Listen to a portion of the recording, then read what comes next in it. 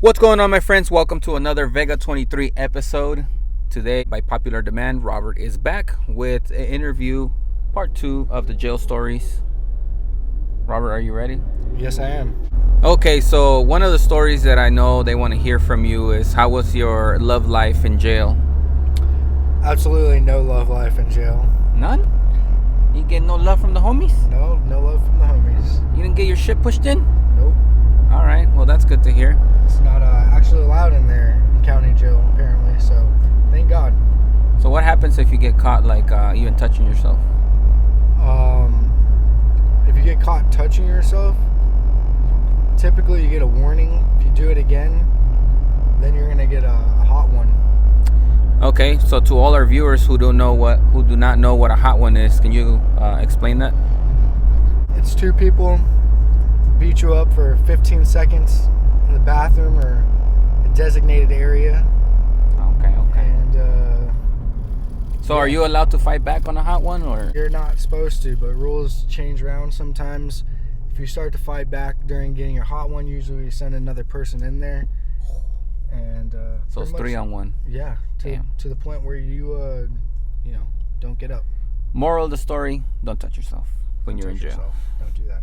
How long were you in jail before you witnessed your very first fight? I was in jail for about 4 hours until I saw my first fight. No way.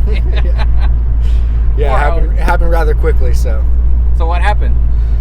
So where I was at in county, there's bays, so there's really no cells itself.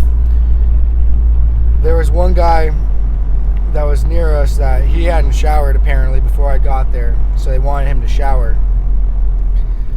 He also wouldn't reply, he wouldn't answer to anyone, and so he ended up being slightly deaf, or whatever the word is. Couldn't really hear good. So they came and asked him to go take a shower politely. They wrote it down on paper so he could read it. So were they throwing up gang they just signs? thought he wasn't listening, pretty much at that point. So wrote it down on paper, wrote it in English, wrote it in Spanish because he was rolling with the Chicanos. They tried telling him in English, telling him in Spanish, still nothing. They just basically had to get him up and they threw him in the shower? Started walking him towards the shower, but then he started pushing back.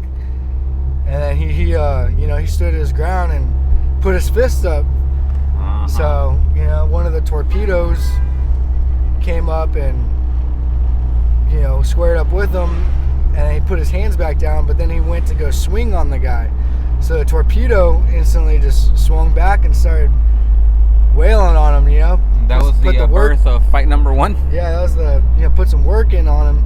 And then the DOs, they came over real quick with to stop it. And, they got the guy out. And as soon as the DOs came up, the guy was like, I didn't do nothing. So now he understood. So now he started talking, and we're like, what the hell? And, they rolled him out. And when rolling out means they just take you and all your stuff, put you in the hole, or move you to a different house, whatever it is. And the guy that gave him that fought him, he got rolled out too. Damn. So 4 hours in, and you already saw your first fight. So I heard you mention something about a torpedo. So what exactly does that mean in jail? I don't know if I should be saying this, but Nobody cares. so torpedo basically is someone that hands out the hot ones, or like I said, the hot ones is when someone's getting disciplined for their actions. Yeah. So the torpedo is the one that handles it. They know already that if something pops off, they get caught, they know they're going to the hole or being moved, so they already understand their duties, their job. Were you a torpedo, or? I'm not a torpedo because I'm injured. You'd be dropping torpedoes in the restroom, though. Slightly. All right, let's continue this interview with Robert Martinez right after today's sponsor. All right, so unfortunately we don't have any sponsors for today's video because it's rated R, but we're back to the interview. So Robert, to protect yourself, did you shave any plastic to make like a weapon out of it, or did you need any protection? I didn't need any protection like that. I rather quickly had people that would protect me if needed be. So how does that happen? Do you have like, do you come in with money? Do you give them like, how does that happen? Well, for me, basically, I just kind of had, canteen and stuff, and some people, they don't get food or anything in there, and I just let them know. So it's just like a trade. You have something they want, and they protect you. Someone want to put in some work, they get some soups. So they were your bitches. I wouldn't say that. You can't say that word in there. No? You get a hot one? Yeah, you get fucked up. That's automatic. Oh, damn. You wouldn't get a hot one, but it's a one-on-one for sure. Calling somebody a bitch? No matter who, yeah, you can't use that word in there. Oh, wow. Yeah, that's, you shouldn't be using it in the streets unless you're ready to throw hands. Yeah, no, we don't use it. All right, Robert, so back to the fights, because those are quite interesting. You said that you were a top G, so people were protecting you. Now, like, what happens if somebody tries to take your food? Because obviously you're not guarding it 24/7. So, yeah, there's no way to really protect your food unless you, like, I put mine in, like, trash bags and, like, would tie the knot a certain way so I knew if someone, like, tried to, like, open it or anything like that, and if there's holes in your bags. But another way someone could steal food from you is saying that they're going to get you back, which you can never trust anyone in there. That's just, They just borrow it or what? They say they're going to get you back 2 soups on either store day, or they're going to give you like their Lambo or their dinner or something like that. Some type of trade. You always got to have someone vouch for them. Otherwise, they might take advantage of you and take whatever you gave them. So, for instance, this guy, he wanted to get like $40 worth of food from me. Huh? Yeah, he wanted like $40 worth. And I was like, it seemed kind of shady. No one was vouching for him. He didn't come up with anyone to vouch for him. So I was like, I don't know about that. He was like, well, can you just give me a soup for now or whatever? This is when I first got there, so I was like, I'll give him a soup. First of all, bro, how do you go from $40 to a soup? He said, so he's supposed to, send me some money. So I figure I just let him get 1 soup now, and then he'll get that money because he's gonna get a little taste of some good food. You know what I mean? Yeah. So pretty much what happened. What the heck? Crack. So I gave him a soup. Someone else came up to me and said, hey, don't front him out or anything because he's leaving tomorrow. Oh. And I was like, what? Turns out, when he confronted him, someone else is confronting him too because he just stole soup from his bed. It was actually the person above him that stole his food. So, we're like, all right, he's getting a hot one. This dude did not want to get a hot one. He wanted to go press the button. And by pressing the button, that means you're pressing the buttons, getting the DOs, the detention officers, to come get you so you can move you to another house or put you in PC, protective custody.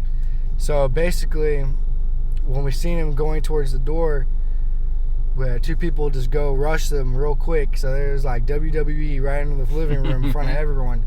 And they started swinging. Everyone was swinging on him. The 2 people, I guess, 2 on 1. And people were getting their licks in on him. And the detention officers came in with their friggin' either, I think it was like beanbag guns or whatever, and mace, and started. So was he fighting back? He was fighting back, yeah. And they came in with their guns or whatever, and it got crazy for a second. Like, they had it's called SRT. They had SRT come in there real quick and stop the fight. And one of the guys that actually fought was he had just came in and he got shot 7 times. With the beanbags? Nah, he had just came in after being shot with the guns. Oh, damn. Yeah, so he was still healing, and he still got down. And they took everyone out, and yeah, that's pretty much it. But don't steal no one's soup. Damn, so all this happened for stealing a soup. So you gave him one, and then he stole one. Yeah. And he was gonna get out the next day. Yeah. 2 soups. 2 soups got his 2 ass different whooped. races too. One was from a kinfolk, and one from Chicano, like being myself. So So. And what was he? He was also kinfolk, which is black. Okay. Yeah. Wow, that sucks. Yeah. Well, so, no good. How should we wrap up this interview, Robert? Because we need something juicy here. All right. So it doesn't matter if you're in jail. Doesn't matter if you're on the streets. Doesn't matter where you're at in life. Don't ever steal from no one, or be ready to face the consequences. You know? And also, do not. Look at this guy's about to take a piss. What the hell? Yeah, I was trying to take this. What? And also, do not drink and drive. Yeah, don't drink and drive. Because you would have to be doing piss tests how often, Robert? Randomly, but right now it seems to be like once a week. For how long? A year and a half or so. That's right. Yeah. So do not do that. If you think you're having a hard time right now with life, everything being expensive, getting your job, paying your bills. Now imagine on top of that, you have to go do a piss test every week, wherever the hell they're at, and there's only like 2 or 3 locations. So if you're in Anthem like Robert, and you have to drive to Phoenix, that's a 30-minute drive just to do that once a week.